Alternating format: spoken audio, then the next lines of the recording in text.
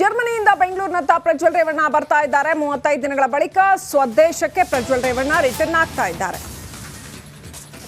ಪ್ರಜ್ವಲ್ ವಿಮಾನ ಲ್ಯಾಂಡ್ಗೆ ಇನ್ನೂ 5 ಗಂಟೆ ಬಾಕಿ ಇದೆ. ಮಧ್ಯರಾತ್ರಿ 1 ಗಂಟೆಗೆ ಬೆಂಗಳೂರು ಏರ್ಪೋರ್ಟ್ಗೆ ಆ ವಿಮಾನ ಬರುತ್ತೆ. ಕ್ಷಣ ಕ್ಷಣದ ಮಾಹಿತಿಯನ್ನ ಪಡಿತಾ ಇದ್ದಾರೆ ಎಸ್ಐಟಿ ಅಧಿಕಾರಿಗಳು. ದೇವನಹಳ್ಳಿ ಏರ್ಪೋರ್ಟ್ಗೆ ಆಗಮಿಸಲಿದ್ದಾರೆ ಪ್ರಜ್ವಲ್. ಏರ್ಪೋರ್ಟ್ನಲ್ಲೇ ಪ್ರಜ್ವಲ್ ಲಾಕ್ಗೆ ಎಸ್ಐಟಿ ಖೆಡ್ಡ ತೋಡಿದೆ ಅಂತ ಹೇಳಲಾಗ್ತಾ ಇದೆ. ವಶಕ್ಕೆ ಪಡೆದು ವಿಚಾರಣೆ ನಡೆಸೋದಕ್ಕೆ ಅಧಿಕಾರಿಗಳು ತಂತ್ರ ಹೂಡಿದ್ದಾರೆ. ರಾತ್ರಿ 11:15ಗೆ ಏರ್ಪೋರ್ಟ್ಗೆ ಇಮಿಗ್ರೇಷನ್ ಕಮಿಷನರ್ ಬರ್ತಾರೆ. 50ಕ್ಕೂ ಹೆಚ್ಚು ಪುಟಗಳಿಗೆ ಸಹಿ ತೆಗೆದುಕೊಳ್ಳಲಿದ್ದಾರೆ ಇಮಿಗ್ರೇಷನ್ ಅವರು. ಸೊ ಪ್ರಜ್ವಲ್ ರೇವಣ್ಣ ಅಂತೂ ಇಂತೂ ಭಾರತಕ್ಕೆ ಆಗಮಿಸ್ತಾ ಇದ್ದಾರೆ. ಏನು ಬಹಳ ಹೆಮ್ಮೆಯ ಸಂಗತಿ ಅಂತೂ ಖಂಡಿತವಾಗ್ಲೂ ಅಲ್ಲ. ಯಾವಾಗಲೂ ಬಂದು ವಿಚಾರಣೆ ಎದುರಿಸಬೇಕಾಗಿತ್ತು, ಈಗ ಬರ್ತಾ ಇದ್ದಾರೆ ಅನ್ನೋದು ನಿಜಕ್ಕೂ ನಾಚಿಕೆಗೇಡಿನ ಸಂಗತಿ. ಬೇಗನೆ ಬರಬೇಕಾಗಿತ್ತು. ಒಬ್ಬ ಜವಾಬ್ದಾರಿತ ಸಂಸದರಾಗಿ ಆರೋಪಗಳಿಗೆ ಉತ್ತರ ಕೊಡಬೇಕಾಗಿತ್ತು, ಕಾನೂನಿನ ಮುಂದೆ ನಿಂತು ಉತ್ತರ ಕೊಡಬೇಕಾಗಿತ್ತು. ಅಂತೂ ಇಂತೂ ಸಾಕಷ್ಟು ಬೃಹನ್ನಾಟಕದ ನಂತರ ಈಗ ಪ್ರಜ್ವಲ್ ರೇವಣ್ಣ ಬರ್ತಾ ಇದ್ದಾರೆ. ಸೊ ಕಾನೂನು ಹೋರಾಟಕ್ಕೆ ರೇವಣ್ಣ ಅವರು ಸಿದ್ಧತೆ ಮಾಡಿಕೊಳ್ತಾ ಇದ್ದಾರೆ ಅಂತ ಹೇಳಲಾಗಿದೆ. ಅಂದರೆ ಇನ್ನೇನು ಇಂಜಂಕ್ಷನ್ ತರುವಂಥದ್ದು ಅಥವಾ ಇನ್ನೇನೇನು ಕಾನೂನು ಹೋರಾಟಕ್ಕೆ ಸಿದ್ಧತೆ ಮಾಡ್ಕೊಳ್ತಾ ಇದ್ದಾರೆ ಗೊತ್ತಿಲ್ಲ. ಏನೇ ಆದರೂ ಕೂಡ ಈಗಾಗಲೇ ಸಾಕಷ್ಟು ಹಗರಣ ಆಗಿದೆ. ಅದು ಎಲ್ಲದಕ್ಕೂ ಪ್ರಜ್ವಲ್ ಸಮಾಜಕ್ಕೂ ಉತ್ತರ ಕೊಡಬೇಕಾಗುತ್ತೆ, ಕೇವಲ ಕಾನೂನಿಗೆ ಮಾತ್ರ ಅಲ್ಲ.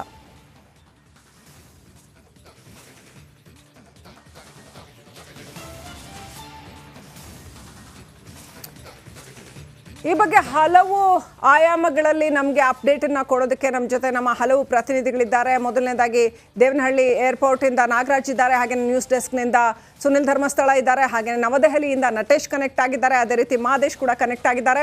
ಸೊ ಇವರೆಲ್ಲರ ಹತ್ರ ಹೋಗೋಣ. ಮೊದಲನೇ ಪ್ರಶ್ನೆಯನ್ನು ನಾನು ನಾಗರಾಜ್ಗೆ ಹೋಗ್ತೀನಿ. ದೇವನಹಳ್ಳಿ ಏರ್ಪೋರ್ಟಲ್ಲಿ ಇದ್ದಾರೆ. ಇನ್ನೂ 5 ಗಂಟೆ ಬಾಕಿ ಇದೆ. ನಾಗರಾಜ್, ಯಾವ ರೀತಿಯಲ್ಲಿ SIT ಪ್ಲಾನ್ ಮಾಡಿದೆ? ಈಗ ಗೊತ್ತು ಇದೆಲ್ಲ ಒಂಥರ ಓಪನ್ ಸೀಕ್ರೆಟ್ ಅಂತ ಹೇಳಬೇಕು, ಆದರೂ ಕಾನೂನೇನು ಹೇಳುತ್ತೆ ಅಥವಾ ಯಾವುದೆಲ್ಲ ಟ್ವಿಸ್ಟ್ ಅಂಡ್ ಟರ್ನ್ಸ್ ಆಗೋ ಸಾಧ್ಯತೆಗಳಿದೆ, ಅದಕ್ಕೆ SIT ಯಾವ ರೀತಿಯಲ್ಲಿ ಪ್ರಿಪೇರ್ ಆಗಿದೆ?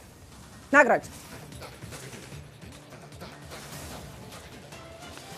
ಶ್ರೀಲಕ್ಷ್ಮಿ, ಏನು ಇವತ್ತು ರಾಜಧಾನಿ ಬೆಂಗಳೂರು ಮತ್ತು ಬೆಂಗಳೂರಿನ ಅಲ್ಲದೆ ರಾಜ್ಯದಲ್ಲಿ ದಾಖಲಾಗಿದ್ದಂಥ 3 ಅತ್ಯಾಚಾರ ಪ್ರಕರಣಗಳಿಗೆ ಬೇಕಾಗಿರ್ತಕ್ಕಂಥ ಆರೋಪಿ ಪ್ರಜ್ವಲ್ ರೇವಣ್ಣ ಇವತ್ತು ಏರ್ಪೋರ್ಟ್ಗೆ ಬರ್ತಾ ಇರ್ತಕ್ಕಂಥದ್ದು. ಈ ಹಿನ್ನೆಲೆಯಲ್ಲಿ SIT ಅಧಿಕಾರಿಗಳು ಯಾವ ರೀತಿ ಅವರನ್ನು ಬಂಧಿಸಬೇಕು ಅನ್ನೋದ್ರ ಬಗ್ಗೆ ಈಗಾಗಲೇ ಒಂದು ಕೂಲಂಕುಷವಾದಂಥ ಮ್ಯಾಪನ್ನು ರೆಡಿ ಮಾಡ್ಕೊಂಡಿದ್ದಾರೆ. ಅದರಲ್ಲಿ ಪ್ರಮುಖವಾಗಿ ಏನು CID DG ನೇತೃತ್ವದಲ್ಲಿ ಒಂದು ಸಭೆ ನಡೆತು. ಅದರಲ್ಲಿ ಈ ಒಂದು ಏರ್ಪೋರ್ಟ್ ಬರ್ತಕ್ಕಂಥ ಈಶಾನ್ಯ ವಿಭಾಗದ DCP ಲಕ್ಷ್ಮೀ ಪ್ರಸಾದ್ ಭಾಗಿಯಾಗಿದ್ದರು. ಇಲ್ಲಿಗೆ ಪ್ರಜ್ವಲ್ ರೇವಣ್ಣ ಬರ್ತಾ ಇದ್ದಂಗೆ ಯಾವ ಒಂದು ಪ್ರಕ್ರಿಯೆಗಳಿರ್ತವೆ, ಅದು ಮುಗಿದ ಬಳಿಕ ಅವರನ್ನು ಯಾವ ರೀತಿ ಸೆಕ್ಯೂರ್ಡ್ ಆಗಿ SITಗೆ ಕರೆದುಕೊಂಡು ಹೋಗಬೇಕು ಅನ್ನೋದ್ರ ಬಗ್ಗೆ ಈಗಾಗಲೇ ಡೀಟೇಲ್ಡ್ ಆಗಿ ಪ್ಲಾನ್ ಮಾಡ್ಕೊಂಡಿರ್ತಕ್ಕಂಥದ್ದು. ಟರ್ಮಿನಲ್ 2ಗೆ ಬಂದು ಲುಫ್ತಾನ್ಸಾ ಏರ್ಲೈನ್ಸ್ ಬಂದು ಲ್ಯಾಂಡ್ ಆದ ಕೂಡಲೇ ಇಲ್ಲಿ ಏನು VVIP ಗೇಟ್ನಿಂದ ಅವರನ್ನು ಕರೆದುಕೊಂಡು ಹೋಗಲಿಕ್ಕೆ ಪ್ಲಾನ್ ಮಾಡ್ಕೊಂಡಿದ್ದಾರೆ ಅಂತೇಳಿ SIT ಮೂಲಗಳು ಹೇಳ್ತಾ ಇರ್ತಕ್ಕಂಥದ್ದು ಒಂದು ಕಡೆ. ಆದರೆ ಅವರು ಇಲ್ಲಿಗೆ ಬರ್ತಾ ಇದ್ದಂಗೆ ಇಮಿಗ್ರೇಷನ್ನಲ್ಲಿ ಒಂದಷ್ಟು ಪ್ರಕ್ರಿಯೆಗಳು ಅವ್ರ ಬಗ್ಗೆ ಇದಾಗುವಂಥದ್ದು. ಯಾಕಂದರೆ ಅವ್ರ ಪಾಸ್ಪೋರ್ಟ್ ಮೇಲೆ ಈಗಾಗಲೇ ಲುಕೌಟ್ ನೋಟಿಸ್ ಜಾರಿಯಲ್ಲಿದೆ, ಬ್ಲೂ ಕಾರ್ನರ್ ನೋಟಿಸ್ ಜಾರಿಯಿದೆ. ಹೀಗಾಗಿ ಅವರನ್ನು ಏರ್ಪೋರ್ಟ್ನಲ್ಲೇ ಬಂಧಿಸೋಕ್ಕೆ ಮುನ್ನ ಈ ಏನು 2 ನೋಟಿಸ್, ಲುಕೌಟ್ ನೋಟಿಸ್ ಇರ್ಬೋದು, ಬ್ಲೂ ಕಾರ್ನರ್ ನೋಟಿಸ್ ಇರ್ಬೋದು, ಇವುಗಳಿಗೆ ಸಂಬಂಧಿಸಿದಂತೆ ಅವರು ಎಲ್ಲಿಗೆ ಹೋಗಿದ್ರು, ಯಾವ ದೇಶಕ್ಕೆ ಹೋಗಿದ್ರು, ಯಾವ ಕಾರಣಕ್ಕಾಗಿ ಹೋಗಿದ್ರು, ಈ ಎಲ್ಲದರ ಬಗ್ಗೆ ಇಮಿಗ್ರೇಷನ್ನಿಂದ ಒಂದು ಸಂಪೂರ್ಣವಾದ ಮಾಹಿತಿಯನ್ನು ಪಡೆದುಕೊಳ್ತಾರೆ. ನಡಿ ಈಗ ಶುರು ಮಾಡೋಣ.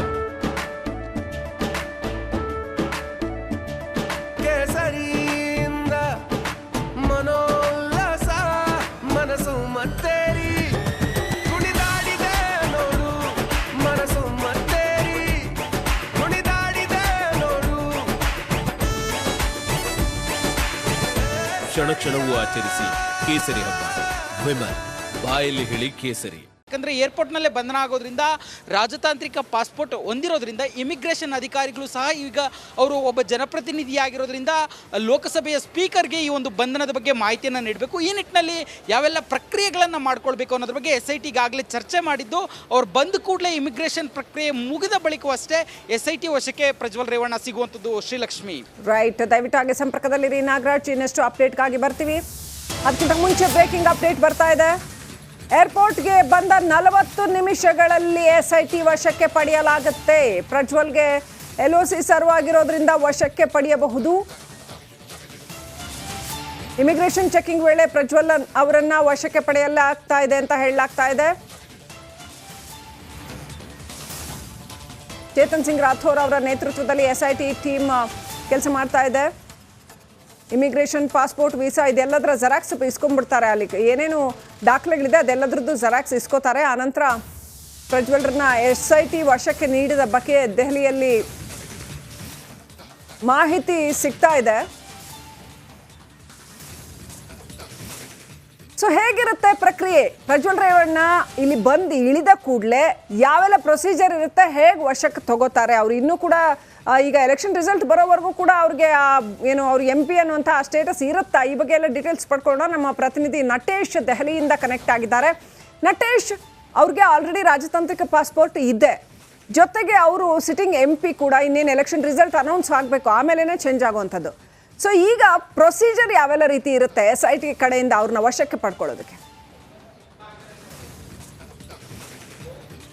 ನಟೇಶ್.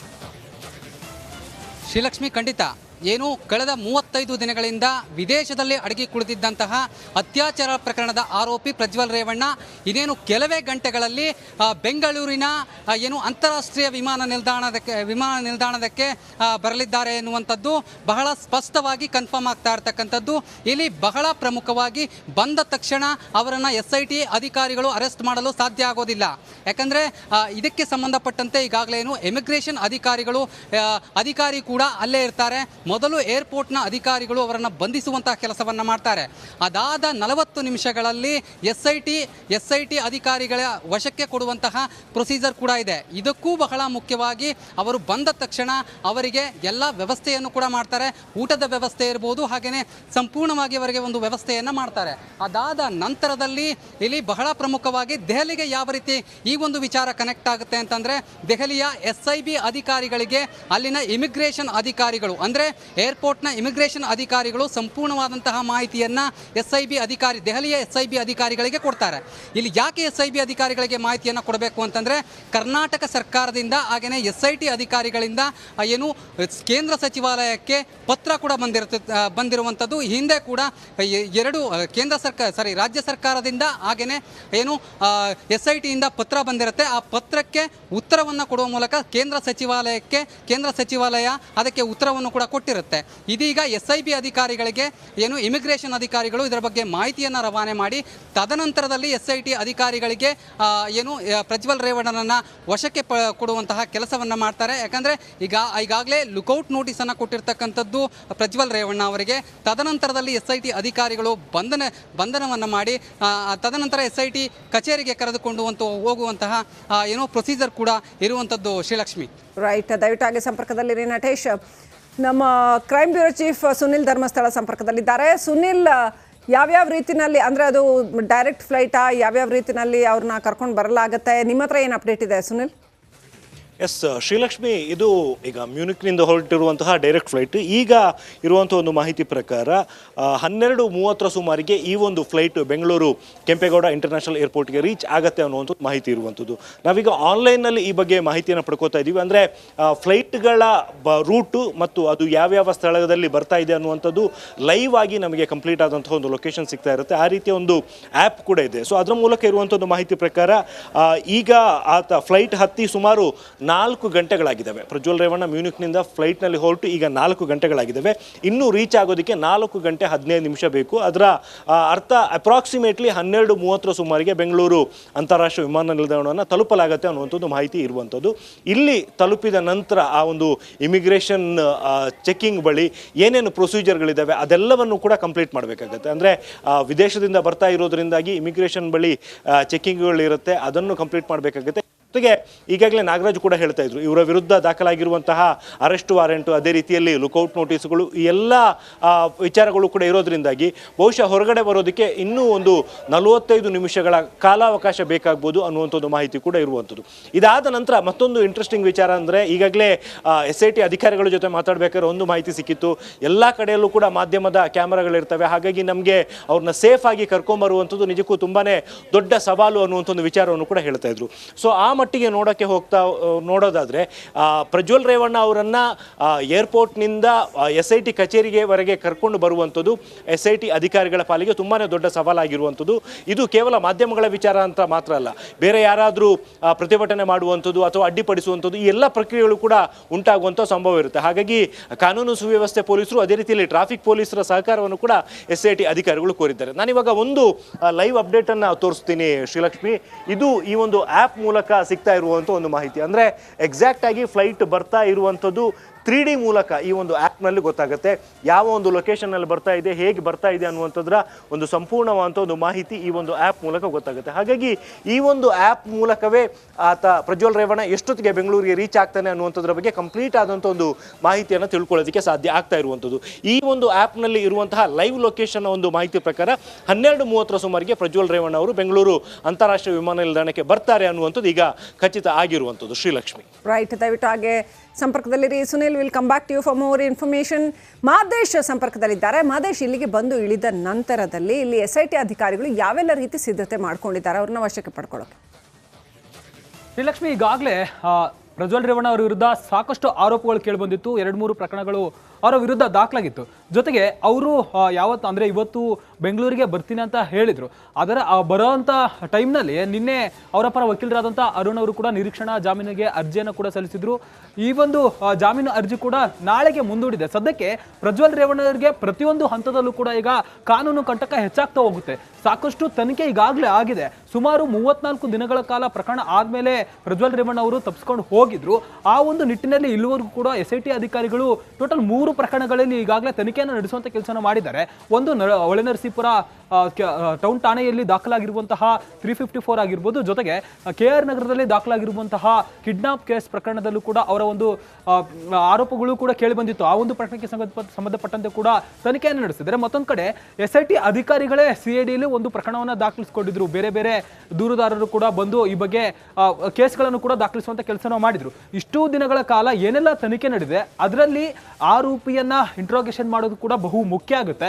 ಇಲ್ಲಿ 2 ಹಂತದಲ್ಲಿ ಅಧಿಕಾರಿಗಳು ವಿಚಾರಣೆ ಮಾಡೋದಕ್ಕೆ ಪ್ಲಾನ್ ಅನ್ನ ಮಾಡ್ಕೊಂಡಿದ್ದಾರೆ. ಒಂದು, ಯಾವುದೇ ರೀತಿಯಾದಂತಹ ಆರೋಪಿ ಆದ್ರೂ ಕೂಡ ಒಂದು ತಪ್ಪನ್ನ ಒಪ್ಕೊಳ್ತಾರೆ, ಇಲ್ಲಾಂದ್ರೆ ಅದನ್ನ ತಳ್ಳಿ ಹಾಕುವಂತ ಸಾಧ್ಯತೆ ಕೂಡ ಇರುತ್ತೆ. ಇಲ್ಲಿ ಹೈ ಪ್ರೊಫೈಲ್ ಕೇಸ್ ಆಗಿದೆ. ಜೊತೆಗೆ ಯಾವೊಂದು ಈಗಾಗಲೇ ಪ್ರಜ್ವಲ್ ರೇವಣ್ಣ ಇದ್ದಾರೆ ಅನ್ನುವಂತ ಆ ವಿಡಿಯೋದಲ್ಲಿ ಎಲ್ಲೂ ಕೂಡ ಅವರ ಫುಲ್ ಮುಖ ಇರೋದು ಕೂಡ ಕಂಡು ಬಂದಿಲ್ಲ. ಹೀಗಾಗಿ ಪ್ರಜ್ವಲ್ ರೇವಣ್ಣ ಆ ಒಂದು ತಮ್ಮ ಆರೋಪವನ್ನು ತಳ್ಳಿ ಹಾಕುವಂತ ಸಾಧ್ಯತೆ ಇದೆ. ಹೀಗಾಗಿ ಆ ಒಂದು ಆಂಗಲ್ನಲ್ಲೂ ಕೂಡ ಅಧಿಕಾರಿಗಳು ತನಿಖೆಯನ್ನು ನಡೆಸುವಂತ ಕೆಲಸವನ್ನ ಮಾಡ್ತಾರೆ.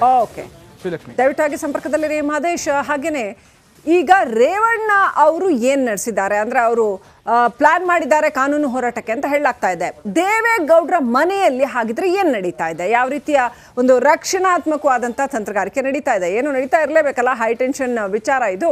All right, let's go to Satish. Satish, ದೇವೇಗೌಡರ ಮನೆಯಲ್ಲಿ ಯಾವ ರೀತಿ ತಂತ್ರಗಾರಿಕೆ ನಡೆದಿದೆ? ರೇವಣ್ಣ ಏನ್ ಪ್ಲಾನ್ ಮಾಡಿದ್ದಾರೆ?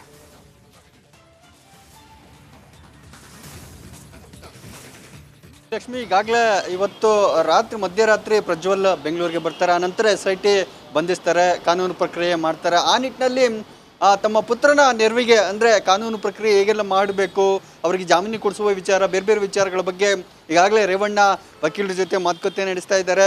ಬೆಳಗ್ಗೆಯಿಂದ ದೇವೇಗೌಡರ ನಿವಾಸದಲ್ಲಿದ್ದರು, ಅನಂತರ ಹೊರಗಡೆ ಹೋದರು. ಈ ಸಮಯದಲ್ಲಿ ಅವರು ಪ್ರಮುಖವಾಗಿ ವಕೀಲರ ಜೊತೆ ಚರ್ಚೆ ಮಾಡ್ತಾ ಇದ್ದಾರೆ. ಪ್ರಮುಖವಾಗಿ ಅವರಿಗೆ ಈಗಾಗಲೇ ನಿರೀಕ್ಷಣಾ ಜಾಮೀನು ಅರ್ಜಿಯನ್ನು ಸಲ್ಲಿಸಲಾಗಿತ್ತು, ಆದರೆ ಅದು ನಾಳೆಗೆ ವಿಚಾರಣೆ ಬರಲಿಕ್ಕಿದೆ. SIT ಅವ್ರನ್ನ ವಶಕ್ಕೆ ಪಡೆದು ವೈದ್ಯಕೀಯ ಪರೀಕ್ಷೆಗೆ ಒಳಪಡಿಸಿ ನಂತರ ನ್ಯಾಯಾಧೀಶರ ಮುಂದೆ ಹಾಜರುಪಡಿಸಿ ಕಸ್ಟಡಿ ಕೇಳ್ತಾರೆ. ಆ ಸಂದರ್ಭದಲ್ಲಿ ಜಾಮೀನಿನ ವಿಚಾರ ಕೂಡ ಚರ್ಚೆ ಮಾಡುವ ಸಾಧ್ಯತೆ ಇದೆ. ಪ್ರಜ್ವಲ್ ರೇವಣ್ಣ ಪರವಾಗಿ ಅವರ ವಕೀಲರು ಜಾಮೀನಿಗೆ ಮನವಿಯನ್ನು ಮಾಡ್ಬೋದು. ಎಲ್ಲ ವಿಚಾರವಾಗಿ ತಮ್ಮ ಪುತ್ರನ ರಕ್ಷಣೆಗೆ ಕಾನೂನಾತ್ಮಕವಾಗಿ ಯಾವೆಲ್ಲ ಕ್ರಮ ಕೈಗೊಳ್ಳಬೇಕು ಅನ್ನೋದ್ರ ಬಗ್ಗೆ ರೇವಣ್ಣ ಅವರು ತಂದೆ ದೇವೇಗೌಡರು ಆಗಿ ವಕೀಲರ ಜೊತೆ ಚರ್ಚೆಯನ್ನು ಮಾಡಿದ್ದಾರೆ.